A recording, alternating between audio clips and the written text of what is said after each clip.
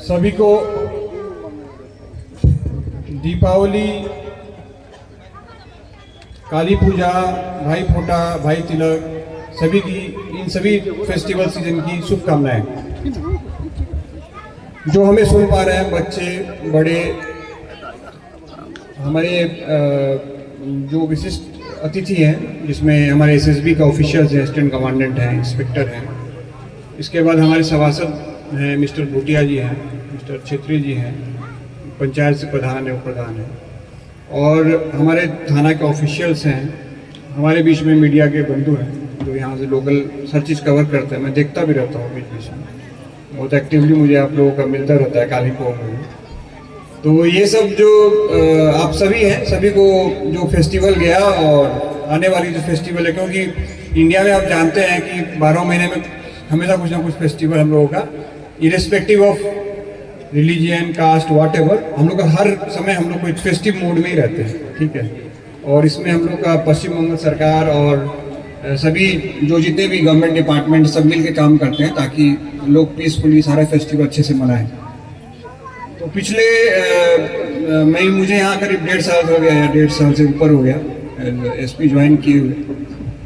तो मैं देख रहा हूँ कि जलढाका जितने बार भी आया हूँ तो उसमें इस तरह का एक मतलब सभी को लेकर एक बड़ा सा प्रोग्राम ऐसे जगह पे, खास करके ऐसे जगह पे जहाँ सभी विजिबल हो और जहाँ पे सभी हमारे रिप्रेजेंटेटिव लोग ज्वाइन किए हैं, तो ये अपने आप में एक बड़ा प्रोग्राम है। तो बहुत कम समय में जो हमारे नए ओसी ज्वाइन किए हैं, हालांकि इनके पहले जो मित्रों थे वो भी बहुत अच्छा काम किए हैं नो डाउट, इसलिए वो एक नया थाना में गए हैं अच्छे ऑफिसर ओसी होकर।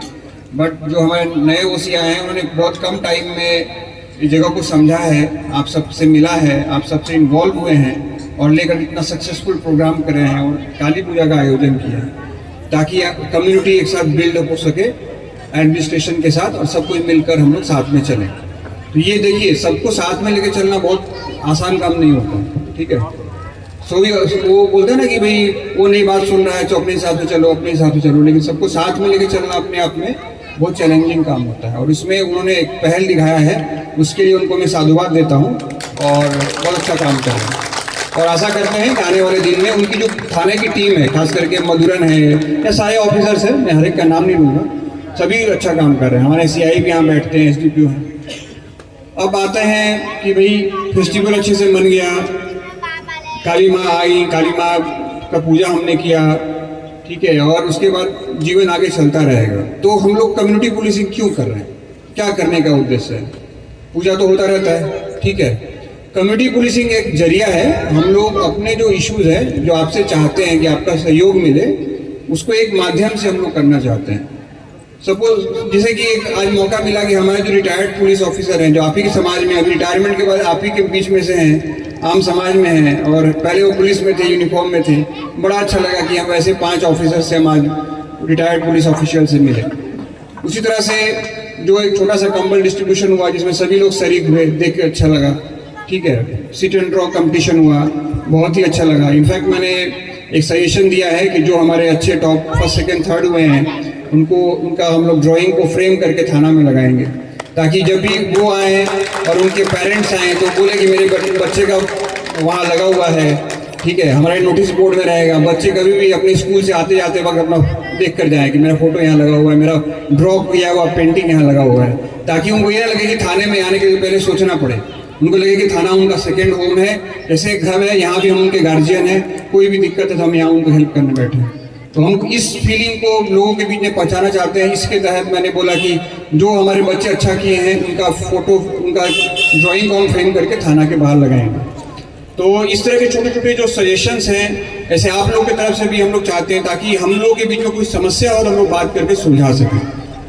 अब हम आते हैं, ये जो आप देख रहे हैं पोस्टर पे 3 इंपॉर्टेंट इश्यूज मैं जरूर कवर करना चाहूँगा। सबसे पहले ड्रग्स की जो समस्या है ये केवल हिल्स की है ऐसा नहीं है, पूरे भारत, पूरे विदेश में सब जगह की समस्या है आज के डेट में। और इसमें वही लोग बेटर कर पाए हैं जहाँ पे सोसाइटी से एडमिनिस्ट्रेशन को या पुलिस को कोऑपरेशन मिला है। जो एडमिनिस्ट्रेशन या पुलिस सोचता है कि भाई हम अपने आप कर लेंगे, उनसे कभी ड्रग्स का समस्या नहीं मिटने वाला। क्योंकि इसमें कंज्यूमर्स जिनको एडिक्ट है उनकी संख्या ज़्यादा है और जो सेलर हैं जो प्रॉफिट बनाते हैं उनकी संख्या बहुत कम है, 1%। ठीक है, बाकी लोग उसके एडिक्ट हो जाते हैं तो उसको बार बार खाते हैं या लेते हैं और उनको हेल्प करने के लिए कोई प्लेटफॉर्म नहीं मिलता है। तो आप लोग जानते होंगे मेरे पहले जो एसपी थी यहाँ पर अपराजिता, वो 2022 में ऑपरेशन प्रोजेक्ट शुद्धि लेकर आई थी। शुद्धि प्रोजेक्ट जो है कालिम्पोंग डिस्ट्रिक्ट पुलिस में अभी भी चल रहा है। शुद्धि प्रोजेक्ट के तहत जो लोग को हेल्प चाहिए, जो लोग एडिक्ट हैं ड्रग्स के, उनको हेल्प करने के लिए हम लोग यहाँ पर हैं। उनको अगर वो उनके पेरेंट्स सक्षम हैं, गार्जियन सक्षम हैं, तो हम लोग यहाँ हमारा एनजीओ है हैंड्स जो कालिम्पोंग में है, उनके तहत हम लोग एक एमयू करके उनको रिहैब में डालते हैं और उनका फॉलोअप होता है, उनका क्लासेस होता है। और जो लोग सक्षम नहीं है फाइनेंशियली उसको पुलिस हेल्प करती है, एडमिनिस्ट्रेशन हेल्प करती है, पश्चिम बंगाल सरकार हेल्प करती है और हेल्प करके उनका जो रिहैब का खर्चा है वो हम लोग पे करते हैं। तो अगर आपके नोन में कोई भी हो जो सक्षम है उनको जरूर हैंड्स में डायरेक्ट आप भेज सकते हैं। जो सक्षम नहीं है वो पुलिस के माध्यम से भी जा सकते हैं और उनका जो रिहैब का खर्चा है वो प्रशासन की तरफ से दिया जाएगा। ठीक है, तो ये एक बड़ा इंपॉर्टेंट मैसेज मैं देना चाहूँगा, क्योंकि आदमी को पकड़ना ये कर, जब हम लोग पकड़ते हैं तो हम लोग जनरली हिल्स में देखा जाता है कंज्यूमर ज़्यादा निकलते हैं। सेलर कहीं सिलीगुड़ी में है या दूसरे लोकेशन पे, लोग वहाँ से ले आते हैं, यहाँ बेचते हैं, यहाँ जो खाने वाले वहाँ जाके लेके आते हैं। ऐसे बहुत सारे इन्वेस्टिगेशन में हम लोगों को मिला है। तो ऐसे लोग जो यहाँ पर हैं, एडिक्ट हैं, और ऐसा देखा गया जरूरी नहीं है कि वो यंग ग्रुप हो, ये महिलाएं भी इसके शिकार हैं, एजेड लोग भी इसके शिकार हैं, यंग भी इसके शिकार हैं। ऐसा कोई नहीं है कि भाई बच्चे नहीं हैं। तो ये पहली बात, जो बच्चे मेरे को सुन रहे हैं, यूथ सुन पा रहे हैं, प्लीज अपना खुद का आप विल पावर स्ट्रॉन्ग करके इसको छोड़ दीजिए। और उसके लिए अगर आपको हेल्प चाहिए, विल पावर के बावजूद भी आप नहीं कर पा रहे हैं, तो हम यहाँ बैठे हैं आपको रिहैब में, या फिर आप कभी भी थाना में आए और शुद्धि को बोलिए कि हमको शुद्धि का हेल्प चाहिए। तो शुद्धि की जो नोडल ऑफिसर है हमारी, लेडी सब इंस्पेक्टर है वहाँ पे कालिम्पोंग में, सोमना, उससे वो कांटेक्ट करेंगे थाना और हम लोग उसका आगे का फॉलोअप करेंगे। तो बहुत बड़ा इंपॉर्टेंट इशू था ड्रग्स का। दूसरा आता हूँ मैं सेफ ड्राइव सेव लाइफ। हमारे भूटिया जी भी बोले थे सेफ ड्राइव सेव लाइफ के बारे में। तो ये पश्चिम बंगाल सरकार ने तकरीबन 2015 या 16 में ये इनिशिएटिव शुरू किया था, जहाँ पर मैं एडिशनल एसपी था उस टाइम। तो ये जो शुरू हुआ, इसका उद्देश्य ये था कि पहले क्या होता था कि मान लीजिए एक्सीडेंट हुआ तो पूरा प्रशासन लग गया, प्रोसिक्यूशन काट रहा है, फिर फाइन कर रहा है, ये कर रहा है, वो कर रहा है ना। तो ऐसा होगा कि जैसे कि मान लीजिए यहाँ पे कोई एक्सीडेंट हुआ बड़ा सा, किसी का डेथ हो गया या कुछ बड़ा सा एक्सीडेंट हुआ, फिर पुलिस एक्टिव हुई, सबका ओवर स्पीडिंग का चालान कट रहा है, ये हो रहा है, ये हो रहा है, एक्सेट्रा एक्सेट्रा। लेकिन इस तरह से सोल्यूशन नहीं निकलेगा। सोल्यूशन कैसे निकलेगा? सोल्यूशन ऐसे निकलेगा कि मान लीजिए ये रोड बन रहा है, ठीक है, तो रोड पे कहाँ ब्लाइंड टर्न है वहां पे कुछ साइनेज लगाना है ताकि आदमी को दूर से पता लगे कि यहाँ पे ब्लाइंड टर्न है। ठीक है, कोई रोड में मान लीजिए पॉट होल्स है, खराब है, रिपेयर की जरूरत है, इंजीनियरिंग का काम है, ठीक है, कहीं पे लाइट लगवाना है, मान लीजिए वहाँ अंधेरा रहता है। तो ये सब सारे जो एस्पेक्ट हैं, इसके अलावा कम्युनिटी पुलिसिंग, मतलब ऐसे ही कोई प्लेटफॉर्म पे मैं आपको बताऊं कि भाई हेलमेट पहना करो, भाई सीट बेल्ट लगाया करो। सीट बेल्ट क्यों? सामने वाले नहीं, जो पीछे बैठते हैं वो भी लगाएं। मैं अपना पर्सनल एक्सपीरियंस बताता हूँ। मैं ऑब्वियसली मैं पीछे बैठता हूँ, ड्राइवर के साथ नहीं, तो पीछे बैठता हूँ। तो उसमें क्या होता है कि जब मैं बैठता हूँ, तो जब से मैंने सीट बेल्ट मैं बहुत पहले नहीं लगाता था, मैं पिछले 1-1.5 साल से मैं लगा रहा हूँ। तो जब से मैंने लगाना शुरू किया है, मेरी थकान, टायर्डनेस कम रहता है, क्योंकि हम लोग को ट्रैवल बहुत करना पड़ता है, कहीं जाना है कहीं काम से, तो टायर्डनेस कम हो गया, स्पाइन का प्रॉब्लम सॉल्व होता है। बाकी एक्सीडेंट तो जो आप लोग देखते हो तो फायदा है ही सीट बेल्ट लगाने से। मैं आपका हेल्थ इश्यूज बता रहा हूँ, बहुत सारे हेल्थ इश्यूज भी इसमें रिजॉल्व होते हैं। अगर आप सीट बेल्ट लगाते हैं, बॉडी का पोस्चर ठीक रहता है, आप स्ट्रेट बैठते हैं, ठीक है, और ओवरऑल बहुत सारे उससे फायदे निकलते हैं। तो basically safe drive save life से हम लोग ये बोलना चाहते हैं कि भाई जो ट्रैफिक के नियम है उनको पालन करना, कैसे सीट बेल्ट लगाना, हेलमेट पहनना, ठीक है। और इसके और हेलमेट, अभी ये जो रोड है, जो अपना कुआयों मोड़ है ना, कुआयों मोड़ से जो रोड आ रहा है, रास्ते में 2 या 3 जगह भी थोड़ा काम बाकी है, जो भी जिस दिन वो बन जाएगा, आप समझिए ऑलरेडी लोग यहाँ आते हैं टूरिस्ट के लिए, ऐसा नहीं कि नहीं आते हैं, बट ये फुटफॉल और बढ़ जाएगा। सिलीगुड़ी से लोग यहाँ आने बहुत शुरू हो जाएंगे। जब वो आएंगे गाड़ियों की संख्या बढ़ जाएगी, जैसे गाड़ियां बढ़ेंगी आप समझिए उससे बाकी चीजें भी शुरू होती हैं, उससे रोड एक्सीडेंट भी बढ़ेगा, उससे समस्याएं भी शुरू होंगी। इसका मतलब अगर हम पहले से सजग रहें कि भाई अभी गाड़ियां ज्यादा आएंगी, टूरिस्ट ज्यादा है, टूरिस्ट आना अच्छी बात है, गाड़ियां आना अच्छी बात है, इकोनॉमी डेवलप होता है, लोकल लोगों को रोजगार मिलता है, व्यवसाय मिलता है, उसको मना नहीं कर रहे हैं। बट आने से जो हमारे प्रिकॉशन है, हमारे बच्चों को पहले से बता दें कि बेटा शाम को खेल रहे हो बीच रोड में मत जाओ, रास्ते किनारे में इधर रहो। अब बच्चे जो हमारे यहाँ लोकल घर है रास्ते के बीच में खेल रहे हैं, उसी समय कोई गाड़ी आ गई, उनको नहीं दिखा, बच्चे अचानक से सामने आ गए तो कोई हादसा हो गया। तो जैसे ही हम लोग घर में जब बच्चों से बात करते हैं तो बताएं कि भाई खेलना है घर के ठीक सामने या बरामदे में खेलें। रोड का अगर खेल रहे हैं अचानक से कोई गाड़ी आ गई, तो ये चीज उनके दिमाग में बार बार डालने की जरूरत है। ये चीज तो किसी किताब में किसी लॉग बुक में नहीं लिखा हुआ है, ये तो हमारे पेरेंटिंग का पार्ट है, ठीक है। बाकी जैसे अब गाड़ियां बढ़ेंगी फिर पुलिस का ट्रैफिक पुलिस भी यहाँ बढ़ेगा, सब कुछ बढ़ेगा, वो सब तो होगा ही। लेकिन हमारा भी एक ड्यूटी है कि हमारे अपने जो यूथ हैं, जो बच्चों हैं, उनको बार बार इसको लेके ब्रीफिंग करें ताकि ट्रैफिक में हमारे हादसे कम हो और लोगों का डेथ और इंसिडेंट्स कम हो। लास्ट है सेव द चिल्ड्रन, तो इसमें मैं जोड़ना चाहूंगा save the children and women, means women and child safety. Women and child safety अपने आप में इतना इंपॉर्टेंट इशू है कि आप जानते हैं कि अगर हम वीमेन एंड चाइल्ड को काउंट करते हैं तो हमारे पॉपुलेशन का ऑलमोस्ट 65 to 70% पॉपुलेशन कवर हो जाता है। इसके अलावा जो यूथ मेल ही बचते हैं। तो क्यों women and child safety important है? अभी पॉक्सो एक्ट के बारे में पूछा गया था, बहुत अच्छा जवाब भी मिला यहाँ से। पॉक्सो एक्ट आने पे ये देखा गया कि केवल हमारे बच्चों में तो बच्चियां ही, ऐसा नहीं है कि इसका शिकार होती हैं, छोटे बच्चे भी इस तरह के यौन उत्पीड़न का शिकार होते हैं। तो हमारे as a parents, as a guardian, हमारा ड्यूटी बनता है कि बच्चों को अवेयर करें कि कहाँ वो जा सकते हैं, कहाँ नहीं जा सकते, किस पे ट्रस्ट कर सकते हैं, किस पे ट्रस्ट नहीं कर सकते, गुड टच क्या है, बैड टच क्या है। आजकल टीचर्स भी स्कूल में बताते हैं बहुत से, लेकिन इसके बावजूद गार्जियंस का रोल बहुत इंपॉर्टेंट है।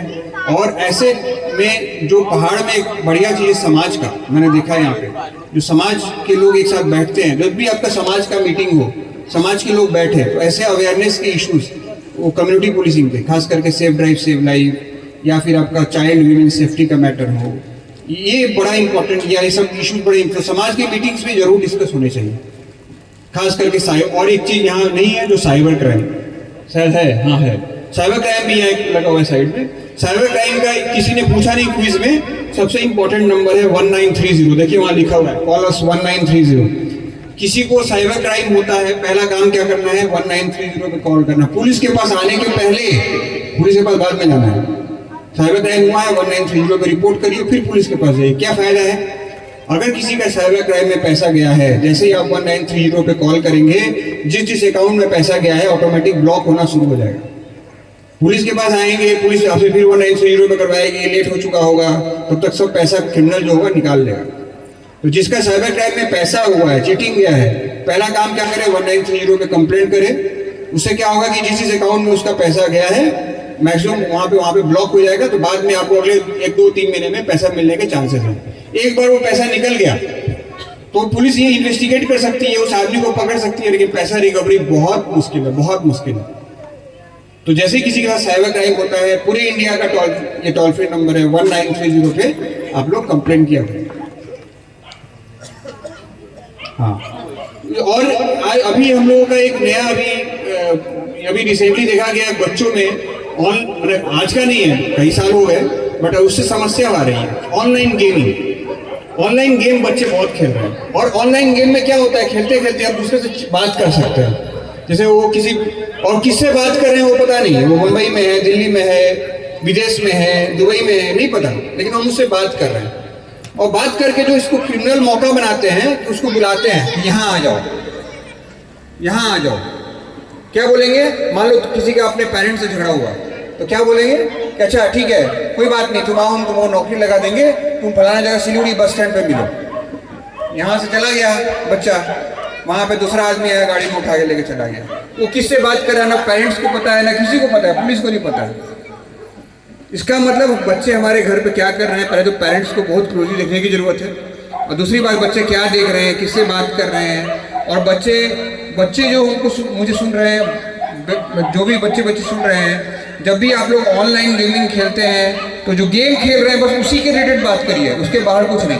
आपका घर कहाँ है, पापा क्या करते हैं, मम्मी क्या करती है, मेरा मोबाइल नंबर क्या है, किसी से कुछ भी शेयर नहीं करना है।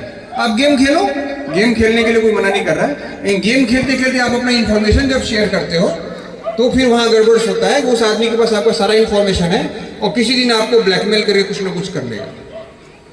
ये इशू रिसेंटली आया, इसलिए मैं बता रहा हूँ। एसडीपीओ साहब को बोलूँगा थैंक यू, उन्होंने रिमाइंड किया मुझे। रिसेंटली ऐसा है कि इशू एक बच्चे के साथ आया था गुरु बताने, तो बच्चा हमें मिल गया, बच्चा भी घर से निकल गया था, बट वो लकी थे हम लोग कि बच्चा मिल गया। लेकिन वो ऐसा ही होता है कि बच्चा कहीं और चला जाता, फिर वहाँ से हो सकता है कहाँ गया फिर पता नहीं। आप लोग देखे होंगे एक बच्चा ऑलरेडी मिसिंग है शिव दार्जिलिंग में, तो हमको किसी को नहीं पता कि वो कैसे है क्या है। तो ये बड़ा इंपॉर्टेंट है। गेम वो बच्चे, सब बच्चे गेम खेल रहे हैं, अब गेम में वो किससे क्या बात कर रहे हैं किसी को नहीं पता, क्योंकि वो वॉइस कॉल होता है, डायरेक्ट बात करते हैं। मैं खेला नहीं उसके, मुझे पता नहीं, बट मैंने पता किया था, लोग बोलते हैं डायरेक्ट बात कर सकते हैं। तो मैं भी एक बार ट्राई करके जरूर देखूंगा, ताकि पता होना चाहिए। तो इस तरह से बच्चों को आप समझाइए कि भाई ये चीज़ है, ये चीज़ कर सकते हो बेटा, ये नहीं कर। आप गेम खेलने को मना कर दोगे तो बहुत बच्चे बोलेंगे नहीं हम तो खेलेंगे।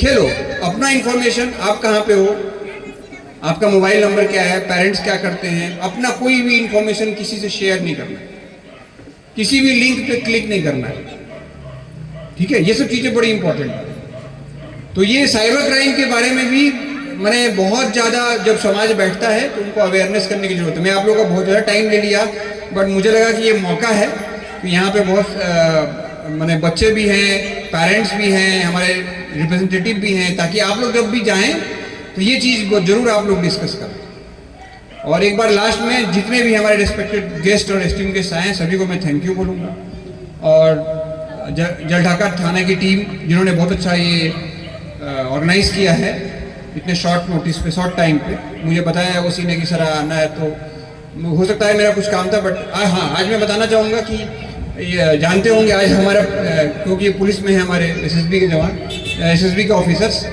आज पुलिस कमेमोरेशन डे है। आपके यहाँ भी परेड हुआ होगा, तो सुबह सुबह हमारा परेड होता है। उसमें क्या होता है कि आज पुलिस का एक्चुअल में शहीद दिवस है। आज के दिन हमारे पुलिस के जवान शहीद हुए थे लड़ाई करते हुए 1959 में, 1959 में लद्दाख में। तो उसी को तब से ये पुलिस शहीद दिवस के रूप में हम लोग मनाते हैं।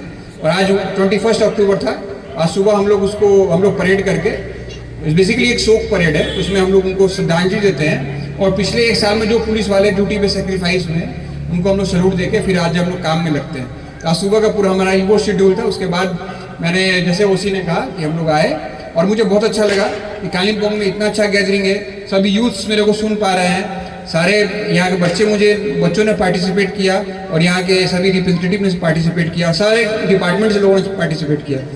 तो मैं सभी को एक बार फिर से धन्यवाद बोलूँगा। Thank you very much, thank you.